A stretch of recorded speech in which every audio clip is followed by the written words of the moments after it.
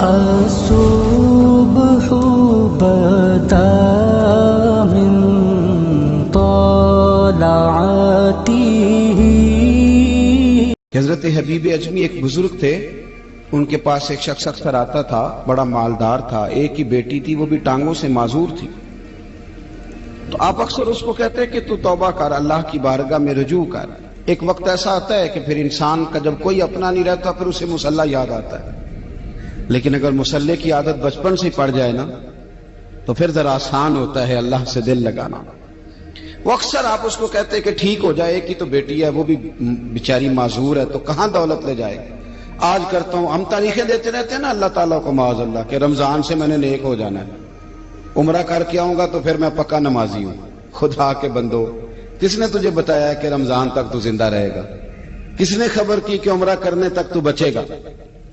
حضرت حبیب اجمی اس کو کہتے تو کہتا بڑی جلدی ٹھیک ہو جاؤں گا. ایک دن سویرے سویرے توبہ کرنے آ گیا. آپ نے فرمایا کیا ہوا؟ تو کہنے لگا حضرت جی کل ایک 15 سال کا نوجوان ملا ہے اور مجھے توبہ کرا گیا. مزہ ہی اس عمر میں اللہ اللہ کرنے کا. نبی کریم سے محبت بھی کرنی ہو تو یہی عمر ہے. عشق لگا سی کھیڈاں کھیڈ دی نو تے پھر مینوں کھیڈاں بھول دیاں بھول گئیاں. کجل پایا سی میں یار دے ویکھنے نو پھر او دی یاد وچ روندیاں ہی ڈول گئیاں. حیدر شاہ اس گلی کدے نہ رولدی پر ہن تے رولدی رول گئیاں. جن لوگوں نے ابو جال کو قتل کیا تھا ان کی عمر میں 15 سال تھی. ہم تو بڑے نہیں نہ ہوتے ساری زندگی، نہ ہمیں کو بڑا ہونے دیتا ہے، ہم بڑے نہیں ہوتے، یہی تو عمر ہے کچھ کر گزرنے. 15 سال کا نوجوان توبہ کرا گیا. تو حضرت حبیب اجمی کہنے لگے وہ کیسے؟ کہنے لگا حضرت جی میں کل منڈی گیا تھا، مجھے کچھ سامان خریدنا تھا، تو بغداد کے بازار سے میں نے مچھلی خرید لی 10 کلو، باقی بھی سامان تب خود لے جا نہیں سکتا تھا.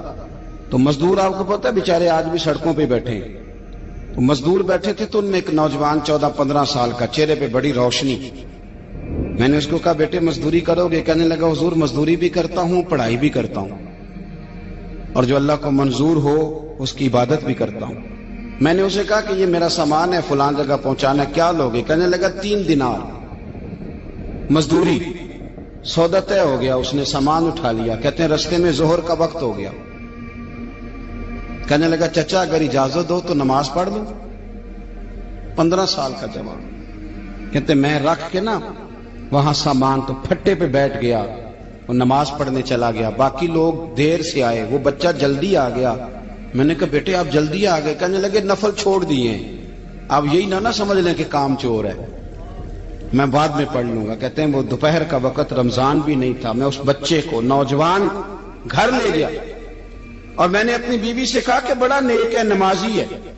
اور راستے میں یہ بھی ہوا ہے کہ میں نے اسے ایک دفعہ کہا ہے کہ یہ مجھے تھوڑی دیر کے لیے دے دو، گرمی بڑی ہے، تمہیں پسینہ آ رہا ہے، میں اٹھا لیتا ہوں.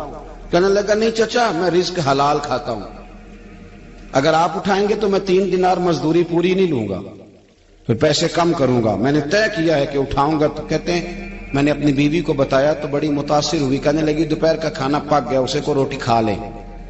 رمضان بھی نہیں تھا. کہتے میں باہر نکلا، اس کو 3 دینار تھمائے. تو میں نے کہا بیٹے ایک بات میری مانو گے؟ کہنے لگا بتائیے. میں نے کہا کھانا پکائے کھا لو. کہنے لگا میں معافی چاہتا ہوں، میں نے روزہ رکھا ہوا ہے. حضور نے حکم دیا، حکم نبی کریم نے حکم دیا، بخاری مسلم کی حدیث ہے.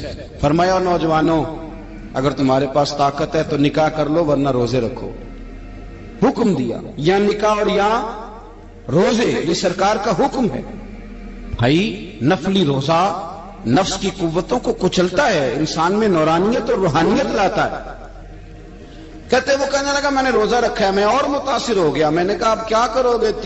کہیں اور جانا ہے؟ کہنے لگا نہیں، میں جس دن 3 دینار کما لیتا ہوں پھر میں مزید لالچ نہیں کرتا، باقی وقت یا قرآن مجید پڑھتا رہتا ہوں یا نبی پاک پہ درود شریف پڑھتا رہتا ہوں. آپ بتائیں. تو میں نے کہا کہ افطار میرے ساتھ کر لو. کہتے ہیں میں اسے مسجد چھوڑ آیا اور خود میں لوٹ آیا. افطار کے بعد میں اسے لایا، کھانا کھلایا، عشاء پڑھی. اس کا گھر دور تھا، میں نے ڈرائنگ روم کھول دیا، بیٹھک کھول دی، وہیں وہ سو گیا. میری 20 سال کی معذور بچی کبھی چل نہیں سکتی تھی، کوئی طبیب کوئی حکیم میں نے چھوڑا نہیں تھا اس کو دکھایا نہ ہو. ایک ہی بیٹی، وہ بھی معذور پیدائشی. اس کے کمرے میں گئے، میاں بیوی اسے کھانا کھلا اور بتایا بیٹے ایک نوجوان ہے، بڑا نیک ہے، ہمارے گھر میں آج بڑا پرہیزگار. پتہ ہے حضور نے کیا فرمایا؟ نبی کریم فرماتے ہیں جب نوجوان اٹھ کے تہجد پڑھتا ہے نا نوجوان، تو اللہ فرشتوں کے سامنے اس نوجوان پر فخر فرماتا ہے. اللہ فخر کرتا ہے کہ عمر دیکھو دیکھو یہ میری بارگاہ. اللہ فخر کرتا ہے، اللہ یعنی خدا خود میر مجلس بود، اللہ فخر کرتا ہے. اب سوچے تو ہم نے اپنی بیٹی کو بتایا کہ نوجوان اور بڑا نیک ہے، تو کہتے ہیں وہ کھانا کھلا کے ہم واپس آ گئے. آدھی رات کا وقت ہوا تو دروازے پہ دستک ہوئی. بچی اپنے کمرے میں سو رہی تھی، ہم اپنے کمرے میں، وہ بیٹھک میں.